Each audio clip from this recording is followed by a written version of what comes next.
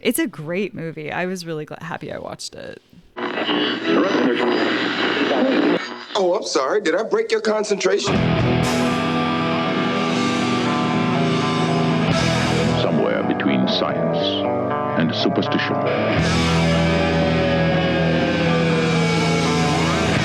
We have such sights to show you.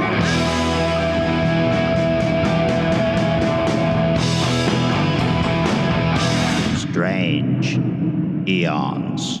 Welcome to Strange Eons Radio. That is Eric over there. Hello. And that is Vanessa over there. Hello. And I am Kelly. You guys, I read this really interesting report that I wanted to share with you. You know that I am kind of a poo-pooer of anime and animation and all of that stuff. So I just read this really interesting article. Netflix showed up to the Anime Expo in Los Angeles with some pretty impressive viewership numbers for anime. Yeah. While Crunchyroll built their entire business around anime fans, Netflix quietly became the place most people actually watch anime. Wow. Over 50% of Netflix's global user base, which is 150 million plus, now watches anime, which is a 3 times jump from 5 years ago. Wow. 33 anime titles cracked Netflix's global top 10 in 2024, which is more than double than 2021. Yeah.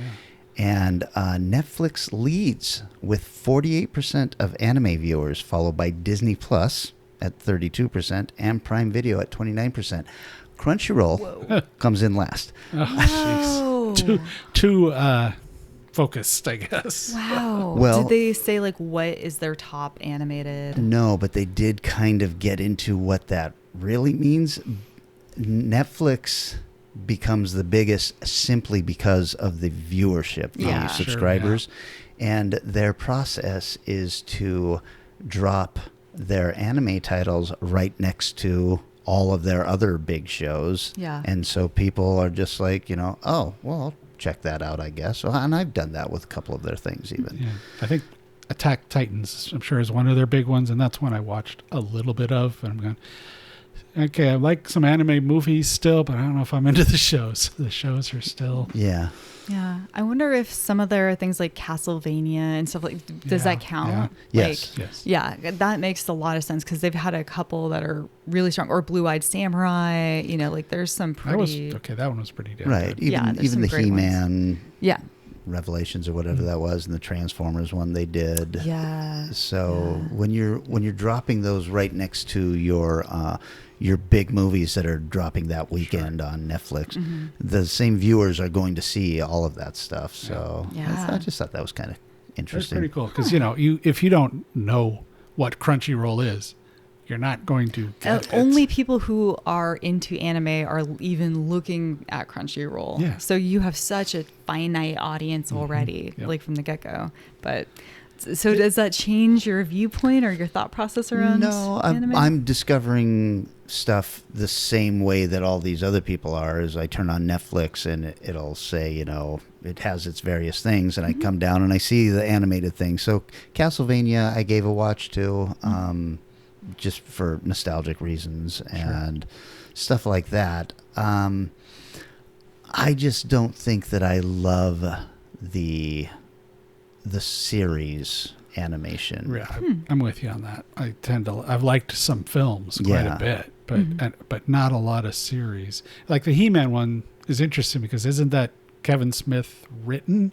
Yeah. So it's just they'll say it's anime as long as the studio is an anime studio as opposed to who the creative team is. Yeah. Sure, why not?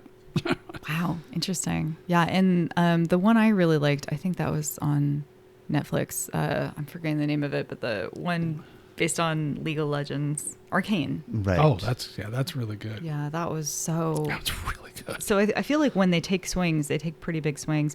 I don't know how much anime I like or don't like because there's so much of it. It's like saying I like TV or don't like TV. It's like, well, what TV? Yeah, like, no, what are you watching? The range of content It's created. so big. Yeah, there's plenty I really don't like. A friend of mine, I visited him and his boyfriend's place. They were watching this like big-breasted volleyball anime series where they were like these chicks with crazy large breasts were like playing, and it was like, you know, who's gonna win the big volleyball champion? So zillion episodes of this thing, and I was like, I am uninterested, and I know you two are as well. You're only watching this for camp, but like it's You're talking to your gay friends, Yes. not us two. No, I don't who know. are genuinely interested. So it's What is this one upsetting. called? Anime. Okay, look, there is like big breasts where it's like nice. Then there's like comical, like you couldn't walk down the street. You'd put them in a shopping cart. Like this is like, do you have tumors? Do you need assistance? Reminds me of an ex. I was like, Anyway. Yeah. There's been some real winners. we all have Yeah. quite a, I don't know about Eric. I have a catalog to compare, so you're good. Sorry, I got Eric's nothing. been married for 9 million I know, years. so- exactly. 26 years. Eric's found Of course, an I was incredible 28 person. when I got married. So Yeah. but Yeah. no. All right, how about we get into some movies? Yeah. Movies. Let's do it. I saw Ballerina. Oh, gosh. How was it? Has anybody else seen it? No. Okay, so it was confusing. It was good. I'll just say that. It was good. I was watching it going, when does this take place? This Ballerina is a spin-off of the John Wick universe, and it deals with the group of, Black Widow type characters that are introduced in, I guess, episode 3 of John Wick. It think so, also yeah. reminded me that I have not seen part 4 of John Wick yet. John Wick is in this movie. And I was like, when does this take place? And I thought, well, it must take place, if you follow the John Wick universe, can't be after 1, right? Because he's into all this stuff.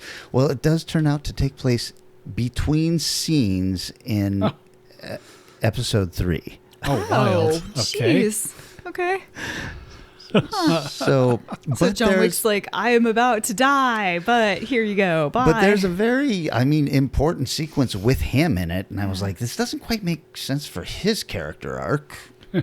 So, that kind of stuff, I almost wish that he wasn't in the movie. Because it was drawing my attention as I was like, let's see, what happened in it? I'm going to have to watch those movies again and part 4 finally. But I will say that, Ana de Armas is just fucking gorgeous, and she pulls off kind of, assassin cool. Didn't she do that one amazing scene in a James Bond movie? Yes. That was her, yeah. Yeah. God, that was so Yeah, good. and she's also great in, she was in The Gray Man with Ryan Gosling as this kind of character, also just a real badass. And so she's kind of, I don't know if this is the direction she's trying to push her acting career in, is just kick-ass action star, but she's doing it right. So Ballerina I thought was better than, I remembered I started John Wick 4 when it became free to stream, and I was like, oh no, I'm kind of bored, and so I don't think I finished it. And I was able to finish this one. So if that tells you anything, this is available as a rental right now, but it's been out for a while. I imagine it's coming to a streamer very soon, and it is called Ballerina. Nice. Well, I hate myself sometimes. Winnie the Pooh, Blood Honey 2? Shockingly, no.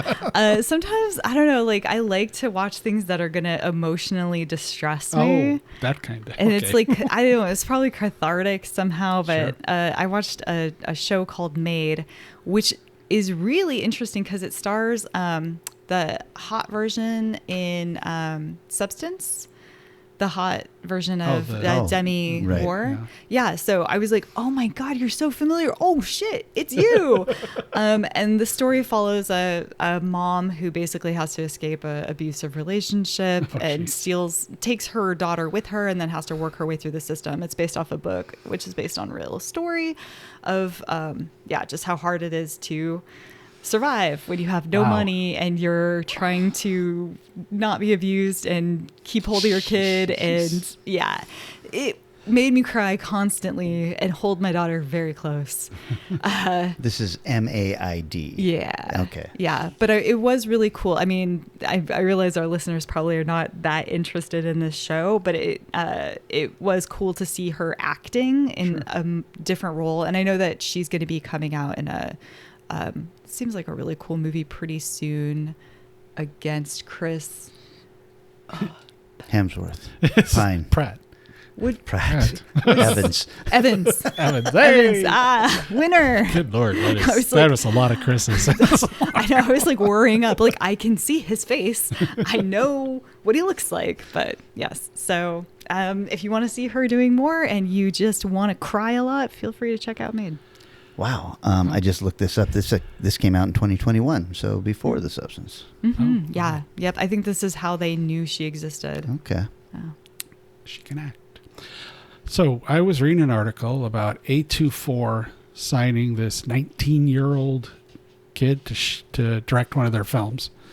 His name is Kane Parsons. I was like, what the hell has this kid done? So I looked up, and he did this series on YouTube called Backrooms, which is 25 episodes, ranging in length from 35 some odd seconds to 40, almost 50 minutes. Yeah. I think it's a little bit of a victim of its success because, man, it starts off strong. The first few episodes, there's some creepy shit going on. Yes. And it drags a lot as it gets towards the end. It wraps up fairly well, but I think, 20 episodes might have been It's good, like it started being successful, and then the more they tried, they had to explain what was happening, and I think it got stupider and stupider the more they filled in the blanks. Yeah. But the first few episodes, it's kind of the idea is there's this area someplace, I'm not entirely certain where it is, that looks like the most neutral office you've ever seen. And I don't know where they found it. I know there's videos talking about where it is. I haven't watched those yet, but it's great because the way it's shot, it looks like it's cavernous and gigantic, and rooms alter slightly, but then they set up like a observation area to figure out what's going on, and they start sending in people in hazmat suits, and weird shit happens. And every once in a while, there is a wonderfully well-developed scare. Yeah. And it's pretty good. Yeah. I mean, especially the way I watched it, where I just, watched a few, went back, watched a few later, and, watched all of them eventually over like, I don't know, a week or something. But I get why they hired him. Yes. I mean, he had to be like 15 or 16 when he started this thing. Yeah, no, he was 19 now. No, he's really young, and he actually, I don't want to say invented liminal horror, but he repopularized liminal horror. Like it was just a crazy dynamite success. Yeah. I think it started as like a school project. Like he just wanted to. I believe it did. Yeah, and it's so well done for a kid in high school. Yeah, it's. If you have any, it's kind of found footage-y, but it's not at the same time. Although some episodes are really found footage, but some are investigative. So it does a wide variety of stuff. And he does a nice job of, I'm assuming most of the cast members are probably schoolmates of his, with the occasional teacher or something maybe. Yeah. But with the hazmat suits on, you can have these people seem like they're the knowledgeable scientists and stuff they need to be for the story, when in reality they might be, some 15-year-old kid who would look really weird talking about the stuff he's talking about. I never thought about that. That's really true. Yeah. So I'm very curious to see what he's going to do, because when this was good, it's really, really good. So, but Did this start out as like a creepypasta or something like that? Yeah, I think Could it have. was. Yeah, it was. I mean, it was definitely it was during that time, YouTube, maybe a little bit after the beginning of the creepypasta, but he definitely took things in a different direction. Yeah. Is he doing a film or something? Yeah. Okay. A24 has hired him to direct something. I That's- don't know if it's yeah. his writing style as well, or if they brought him in to direct something. Yeah, I thought I heard that. So that's right. Huh. That's Backrooms, and it is available on YouTube. YouTube, yep, whole thing. Okay. I watched a kind of cool little movie. I don't think it completely nailed the ending, but it was called Marshmallow. Has anybody? I've heard of this. I haven't seen it. No. It is about a group of kids who are sent to a summer camp, and our lead kid is kind of nerdy and very shy, and maybe, he definitely does not want to be there for 2 months. But his parents are, you're going to have a blast. He keeps having this recurring dream of drowning. And yeah, and these dreams are really visually gorgeous. Something starts happening. There is the legend of this serial killer at the camp, so it kind of starts off feeling a little bit like a Friday the 13th type movie, and then it turns into something much, much different and much deeper and darker as you start realizing these kids all kind of have a connection, and there's something bigger going on than this serial killer, who is definitely there at the camp, but not what he seems also. So I gotta say, doesn't completely nail it. I mean, once you realize what's going on, you're like, okay, this is wildly complicated. So, how could this possibly have ever happened? But it is also a thing where you're like, oh, well, I'm definitely more interested in this than I was if this was just a Friday the 13th ripoff. Oh, wow. So, Wow. yeah, it's a cheap rental. It's called Marshmallow, and I assume it's coming to Shudder in the next Any day. 5 6 months. So, but I will say that I thought it was a good way to spend 90 minutes. Nice. Awesome. Marshmallow. Well, I'm going to talk about something that I just remembered that I saw, which is a film called 100 Yards. No. Have you guys seen this? No. Sounds like a football movie. It's a martial arts movie. I missed it at Fantastic Fest. I wasn't able to get in, and so watched it recently. It is a very, very, very strange martial arts movie where it's taking place in it feels like Chicago or like turn of the century. It's all steampunk. Oh, wow. Yeah, it's like a weird mashup of gangster, old American, plus steampunk, plus martial arts. And I felt a little bit like the style got in the way of the story because there was so much spent on clothing and on cool glasses and hairdos. And I was very confused as to the main character. There's two rival characters. There's trying to inherit this dojo, and one is the son who needs to learn some very important lessons, the son of the previous master, and doesn't quite do it, and so he doesn't get it, and then the old master student gets it, but turns out maybe he's not a good guy after all. So there's a lot of battling and what is your secret fighting style, and then there's these women who are involved, but I was really confused as to which woman was which, and I kept being is that the actress or the teacher woman, or is that this someone else woman? It's very confusing. It's cool. The fighting is incredible. I will say the fights are amazing. They do such a good job showcasing just intense, large scale martial arts battles, as well as individual talent. But yeah, the story is a bit much for me personally, but I don't like steampunk, so that's me. What'd you see this on? I think it was an Amazon rental. Okay. Yeah. 100 Yards. Why is it called 100 Yards? So they have in this town, no crime can get committed within 100 yards of this dojo, and they basically act as like this sort of the students there act almost like a military for the town to ensure that no crime happens within this area. So there's like a market that's built within a certain number of feet of this place so that it's kept safe by them. But if anyone crosses that line, then I don't think they kill them, but they they get beat to hell. So Weird. yes, I kind of dig that. Yeah. yeah, I would say it's fun, it's interesting, it's fresh, but also don't be surprised if you get a little bit lost along the way. I was looking up while you're talking about it. One of the reviews headline was incomprehensible. Yeah, I'm not like, I don't want to say that I am not great with like race or, you know, I'm not trying to say like, oh, everyone looks the same. That's not the case. It's just the plot is so you're like, 1 minute you were wearing this costume and now you're wearing that costume, and this chick, they're not well defined in spaces. So that's my little mini defense for myself for the day. Sure, why not? All right. A few episodes back, Kelly talked about the studio, and his description, although harrowing, intrigued me. So I decided I'm going to check this out.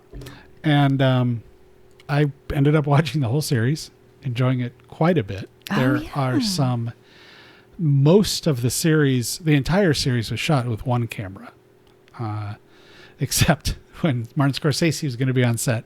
They're paranoid that he was going to get annoyed with, so they got a second camera for that day, and they told Scorsese what they're doing. He's like, that's great, let's go for it. One camera, let's do it.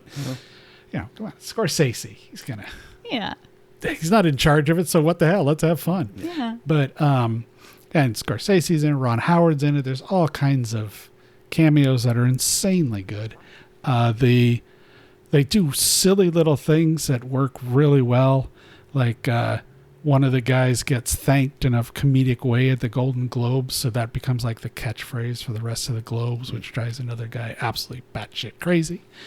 They mistake the amount of mushrooms they take, thinking they're taking microdosing when they're taking like 7 grams multiple times.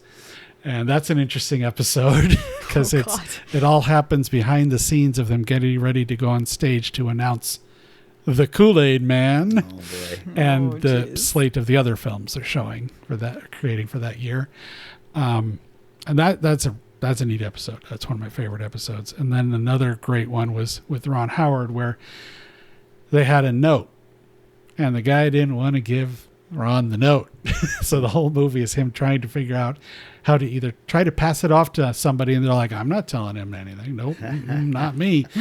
And they explain why they don't want to tell this note because of the part of the movie it is, what it means to Ron. And it's really well done. But yeah, I could see anxiety inducing in several of the episodes.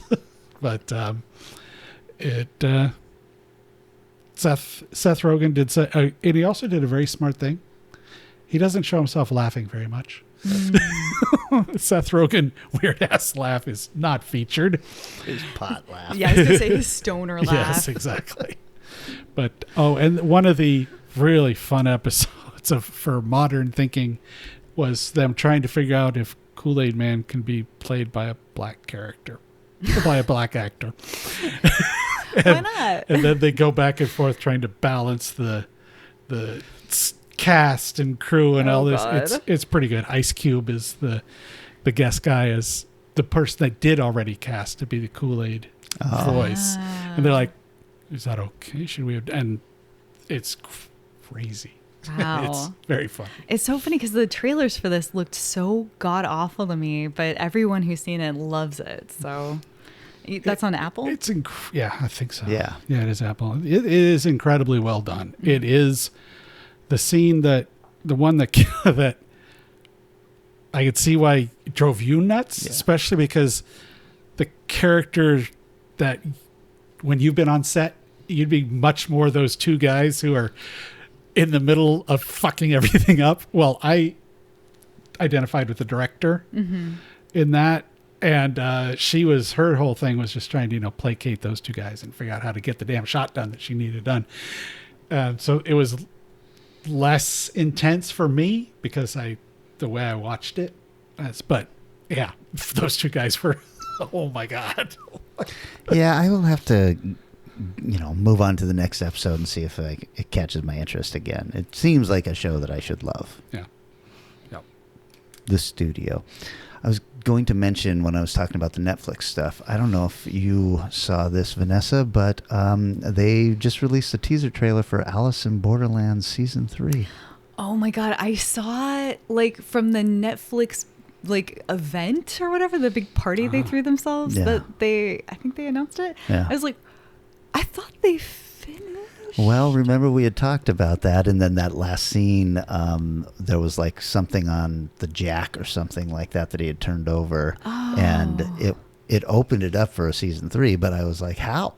Yeah, I am very confused. I still haven't watched, is it Hellbound Season 2?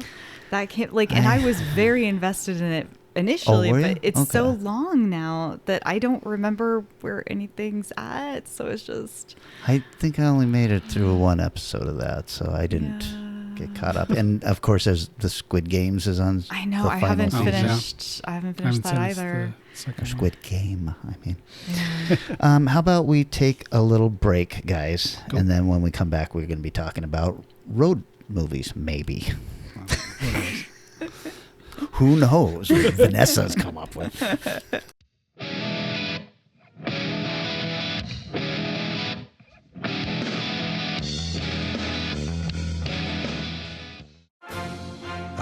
The father and son road trip.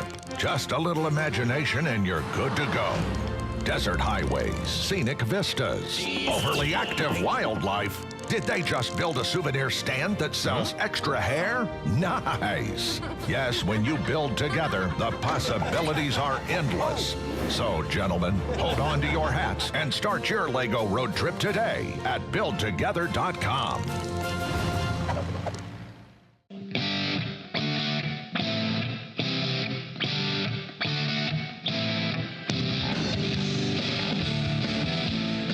And we are back. Eric, Hello.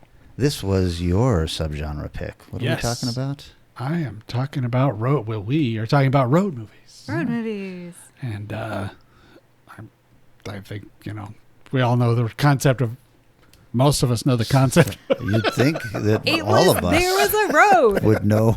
They needed what a to get road to the movie is. road. The whole time they talked about the stupid road. It's usually a movie about traveling. Yes. Not They traveled about- through the cornfield to get to the road. Okay, that is okay, sure. Anyways, Eric, would you like to start us off I then? think I should dive in quickly. 5 minutes on the buzzer. Thank you. So I'm doing a movie called Butterfly Kiss. Not a lot to say about me. I mean, lived with my mother till I met Eunice. She just did things. I'm a human bomb today, covered in petrol. But she didn't mean to be horrible, she was just being Eunice.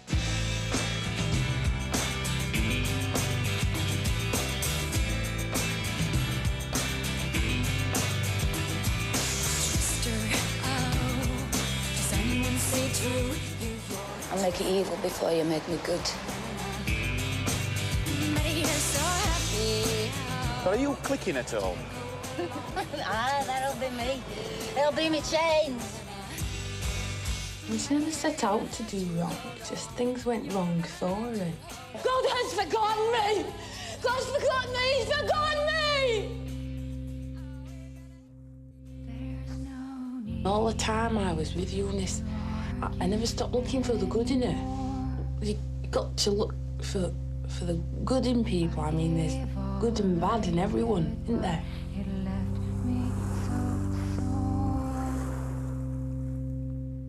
From depending on where you look, came out in 94 or 95. We don't do the rottens regularly, but I'm always curious just to see what they are. And there's a big divide on this one. 80 from critics, yeah, and 60 from the crowd.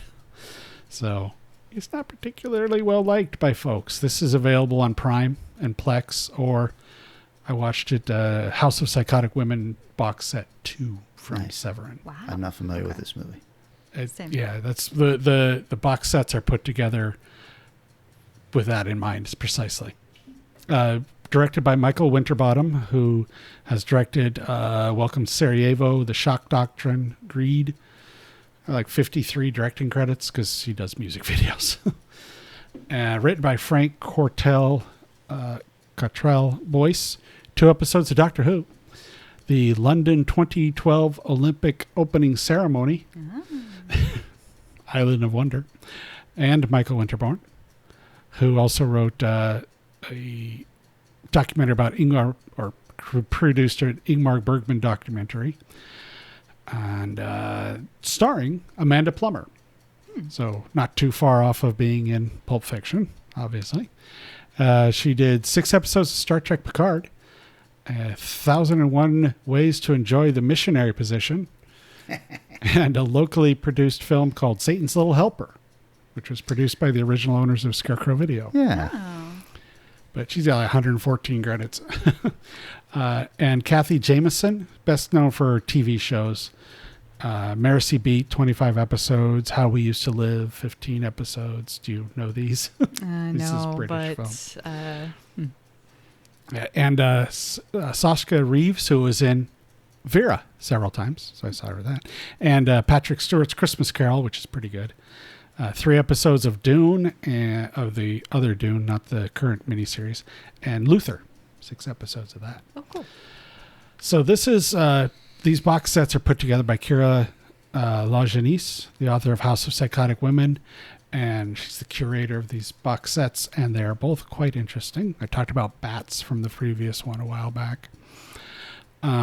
This is kind of a inspired by film with a little bit of Pulp Fiction, a little bit of Thumb and Louise, but not a lot.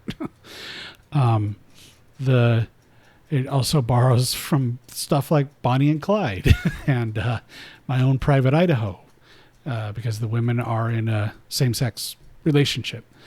The opening credits are these neat black and white images of a woman who you don't know is yet going through thoughts, and it's just images of her face as she's reacting to whatever's going on. And this opened up with Amanda Plummer is doing a British accent. She's not British. It sounds fine, but I'm not the best judge of how accurate her accent was. But it was shot in Britain, so all the other actors are British. And she goes into, what she does is she goes into gas stations and has this song she's trying to find. And she asks the women if they know first what their name is. And if their name's wrong, she then asks what about this song. And she hums a little bit of it and says, do you have this that I can buy here? It's like, well, we've just got the cassettes that are over there. And if it doesn't go well, she kills the person behind the counter. Oh, my. Oh, jeez. So, her segment is her part of the road. Some of her road movie is walking, although she does get into cars later. At this point, she's just walking from gas station to gas station. For some reason, at one of the gas stations, the attendant is very intrigued by her, and also has a very protective manner. So she starts kind of following her around and finds her at another gas station and sees she's going through some shit. It kind of stops her from, not directly, she has no idea she stopped her from killing this gas station agent, but then invites her back to her house and where her mother, who she's taking care of, is living. And so it definitely establishes her character as being a caretaker kind of thinker and a person who's going to try to protect people, which works great for Amanda Plummer because she needs a lot of protection. At some point, she takes her shirt off and she has chains around her chest that have receded into her skin in pain. And there's all kinds of stuff. So she plays a messed up person. So they go on road trip from here, running into people, figuring out what's going on and trying to make it work. And this is pretty good. It's a really smart, really interesting film.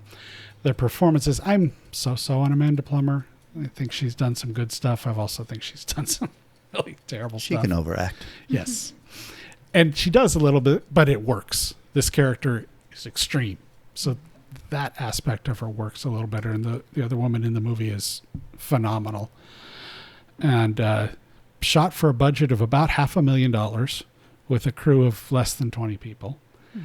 And I think benefits this film greatly because it moves at a neat, interesting pace. But they spent some money on the Cranberries, Patsy Cline, Jewel had songs on here. It's a hell of a soundtrack. Jesus. I don't know if like the people who picked it up said, you need these songs, we're going to pay a little bit. But the Variety's review of it was an often breathtakingly original meld of road movie, lesbian love story, psychodrama, and black comedy.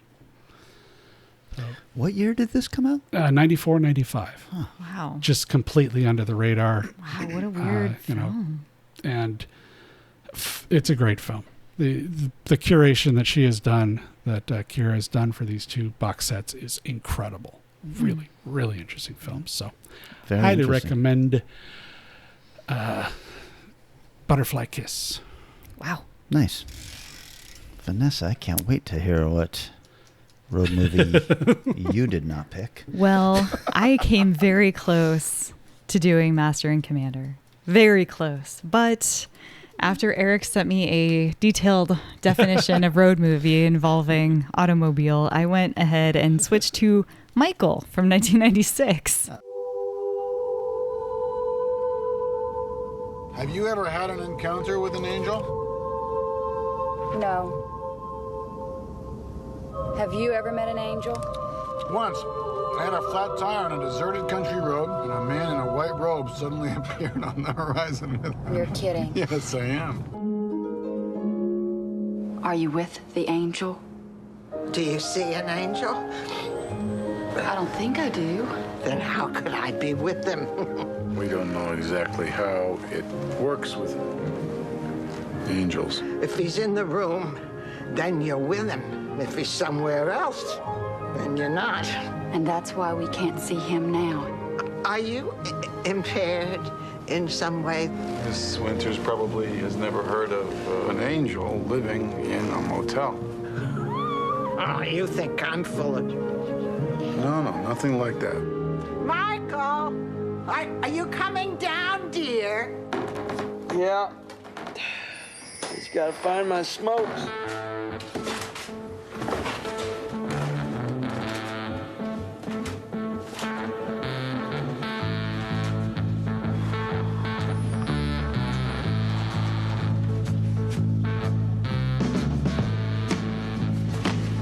Michael, look who's come to visit us. How do you do?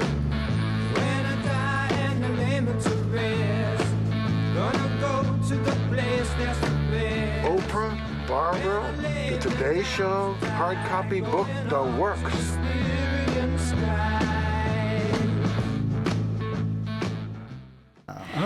Okay. This is written and directed by Nora Ephron, who has 8 directing credits and 17 writing, including things like When Harry Met Sally, Sleepless in Seattle, Julia and Julia. Also starring John Travolta, 100 credits, including Pulp Fiction, Grease, and a little bit more recently it was in an Andre Bocelli music video, I guess. So good job. Andy McDowell has 92 credits, Groundhog's Day, 4 Weddings and a Funeral, and actually was in the TV show Made. So still going. And William Hurt is not still going, but he was 104 things, including Altered States, Broadcast News, and he was Secretary Ross in the Avengers films until Harrison Ford decided that he would be willing to take the helm. Also, Bob Hoskins, Carla Gugino, and Richard Schiff. In very, very weird small roles, because not Bob Hoskins, he's a major role, but the other two, because it's very weird to be like, you're a random person who says one line in a wedding dress. Crazy. You're an Italian waiter. Crazy. The story follows Frank, Huey, and Dorothy, as well as a fun, precocious, famous dog. They are 3 Chicago tabloid reporters, and they are tasked with checking out a report of the archangel Michael living with an old woman to find out if it's true. When they arrive, they discover that he is in fact real, but not what they expected. He smokes, he's filthy, like physically filthy. He's rude. He's obsessed with pouring vast amounts of sugar on everything and loves fighting as well as sex. But as he said, he's not an angel. He's an archangel. And a lot of his miracles that they talk to him about are just not in his field. So he's just not willing to help out on a lot of stuff. He agrees to go back to Chicago for a photo shoot to do the front cover of the tabloid, but only if they drive and not fly, because he wants to see the world's largest twine ball, and then the largest frying pan, and then et cetera, et cetera. Along the way, it becomes clear that he actually has other reasons for going in the car with the reporters. In fact, he may have lured them out in the first place. And he has one final miracle he'd like to do before he has to go back to heaven, involving getting the two reporters, Dorothy and Frank, together. But it is harder than it seems. This movie feels like having dinner at your grandma's in the 90s. It's very cozy. It's very 90s. But like old school, and it's a little claustrophobic. There's just something about it that feels like kind of walled in, like you're being smothered to death with a like slightly moldy teddy bear. Randy Newman is out of control and he must be stopped. He does the soundtrack and it is, I don't like him, and it is infuriating to sit through his music. It is awful. William Hurt is great, and him and Andie MacDowell almost sell their romance, but it's pretty fast that they go from hating each other to loving each other, so it was a little whiplashy. Everyone thinks that John Travolta in Wings is much funnier than it is. Him being rude, it just seems kind of stupid to me. I'm like, oh no, he's in overalls with no shirt on. Watch out, guys. Wozer. A little bit of trivia for you. Taglines: he's not an angel, or he's an angel, not a saint. John Travolta took 500 hours of Spanish lessons in preparation for this film. When asked why, he said, just in case. There is no Spanish in this film. William Hurt refused to stop smoking cigarettes while shooting, and reshoots were almost rescheduled. Eventually, the producers decided they would just have to edit it out in post. Oh, I don't think I saw anything of him smoking in it. So a sequel has been in the works for nearly 20 years. Travolta constantly calls it his finest work, expected in 2020. Little piece of trivia there. Guess it didn't happen yet. The movie was a box office success, released on Christmas Day. Michael finished number one that weekend, grossing $17 million. First of all, congratulations. Oh, thank you. I'm very proud. I finally figured it out. How many episodes are we in? I'm just going to turn this 5-minute buzzer off. Whoa. Yeah. Boosh. I'm stealing your energy, Eric. It's like cat's eye. I'm like breathing it in while you sleep. Much like Barry Manilow did. There you go. Yeah. Did you like this movie? No, not really. I'm glad I saw it because I think I missed it at the time. Yeah. It was really in like a wall-to-wall zone of those kinds of movies. I remember like Phenomena coming out, and was it Powder? And that one I did see. I haven't seen. I saw this in the theater. Whoa. And did enjoy it. Yeah. I have never watched it again. Yeah. So, but I did enjoy I think it. it's just aged so much. It's like watching The Simpsons, like old episodes of The Simpsons now. It's like back then it was like, oh my God, they said that on TV? Oh my God. Oh, how can they get away with this? The censors. And now it's like kind of mild. Yeah. I think of this as the last of Travolta's good films after the comeback that Pulp Fiction afforded him. Mm-hmm. And probably the least of Nora Ephron's movies, unfortunately, because she had a string of real big ones, and it seemed like this was going to be huge. And I remember it was kind of huge. Yeah, it did well. Yeah. But yeah, I feel like you would love this movie if you're like a middle-aged church-going person. You'd be like, whoa, what are they doing with Michael? Wow. He is crazy, isn't he? I don't know. Like, I don't find that much funny anyway. And it just, but it was cool to see William Hurt. I also don't love Andie MacDowell. That's just me. It's a me problem. Sure. I think I had a big crush on her starting with Greystoke. Sure. So. Oh, yeah. good starting point. I was irritated with her starting with 4 Weddings and a Funeral. Yeah, well, my crush continued with 4 Weddings and a Funeral. I love that movie. I love that movie. I don't like her in it. No. That's fine. It doesn't matter. It's me. It's not her. It's me. I will go next. That's fine. And I am talking about Kill Bill, the whole bloody affair. That woman deserves her revenge. And we deserve to die. But then again, so does she.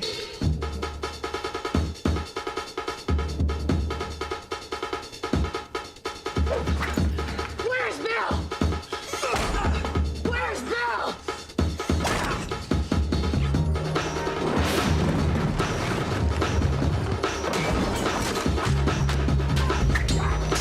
Silly Caucasian girl likes to play with samurai swords. It's mercy, compassion, and forgiveness I lack, not rationality. She must suffer to her last breath.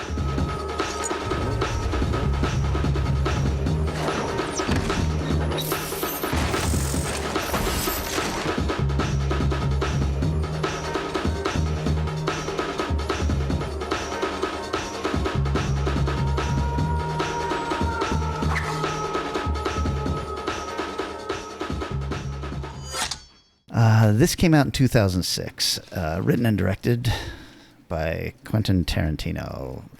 Written and directinoed by Quentin and Tarantino. Who did Buzzer. Pulp Fiction, Inglourious Bastards, Once Upon a Time in Hollywood.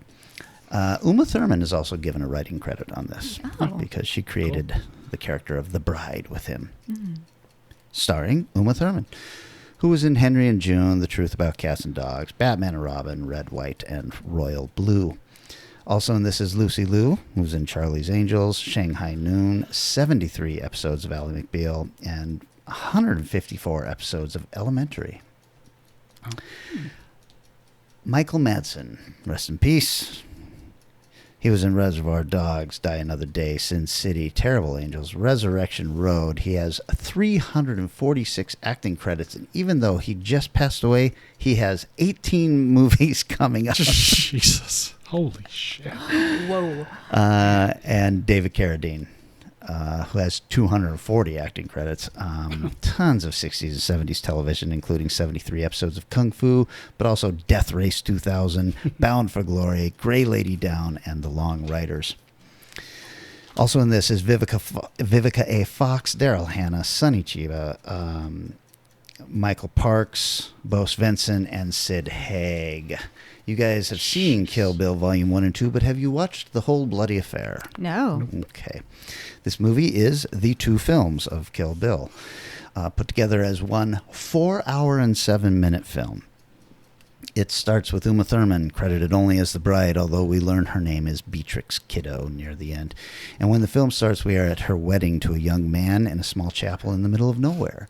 We can see that she is pregnant, but that does not stop the 5 people known as the Deadly Vipers, who interrupt the wedding, kill everyone, and finally put a bullet in her head. When the cops show up, though, it's discovered that she is still alive, and she is rushed to a hospital where she is operated on but left in a coma.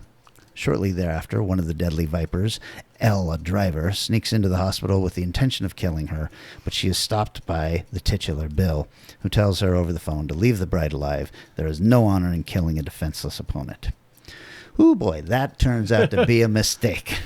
But not until 4 years later when she comes out of her coma.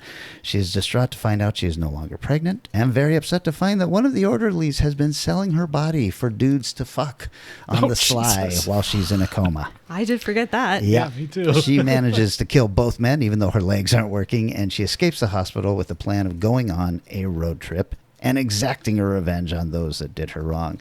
She does this in the Pussy Wagon. Of course. Going after each of the Deadly Vipers one by one.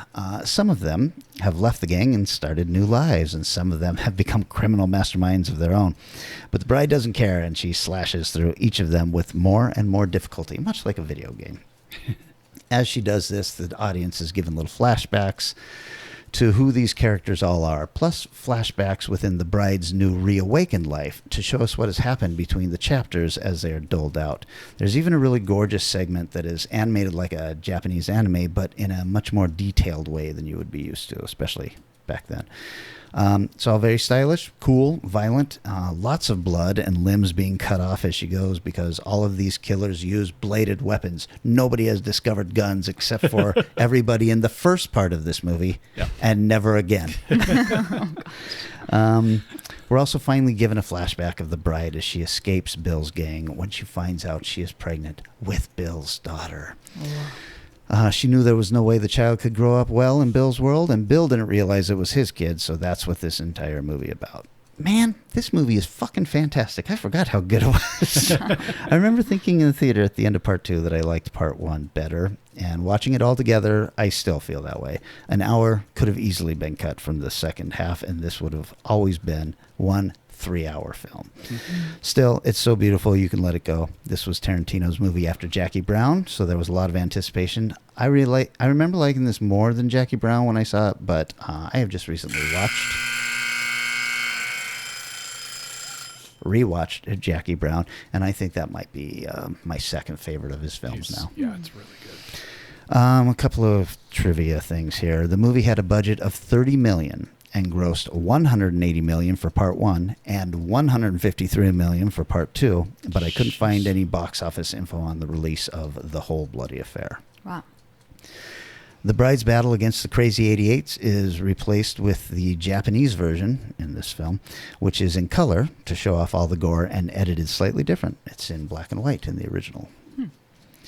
Tarantino developed many of the bride's characteristics for the character of Shosanna Dreyfus for the film Inglourious Bastards, which he worked on before Kill Bill.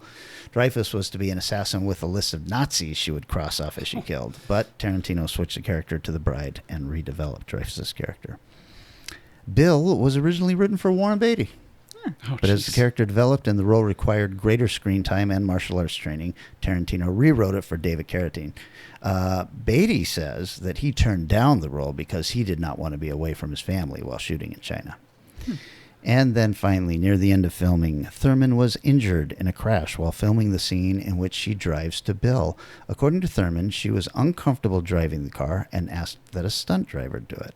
Tarantino assured her that the car and the road were safe. She lost control of the car and hit a tree, suffering a concussion and knee injuries. According to Thurman, Miramax would only give her the crash footage if she signed a document releasing them of any consequences of future pain and suffering. Tarantino was apologetic, but their relationship became bitter for years afterwards.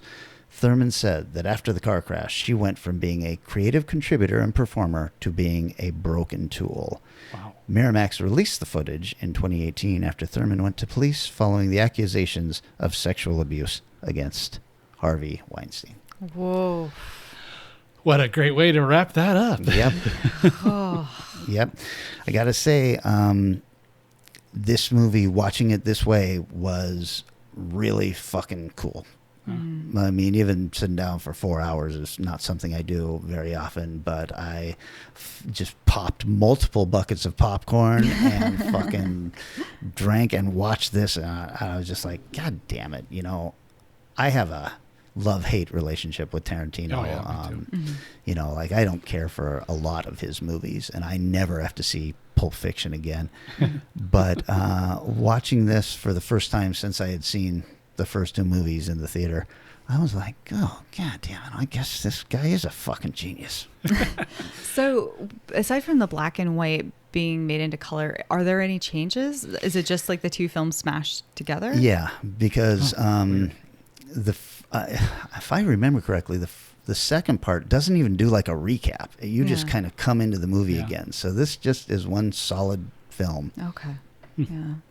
Did it play in theaters, or was it just a box set, like a DVD special? I think that it had a very limited release, but it did do some theatrical run. So who's going to say, I'll tie up my theater for 4 hours? Yeah, I know. It's a long time. It'd be something like SIF might do as a special thing.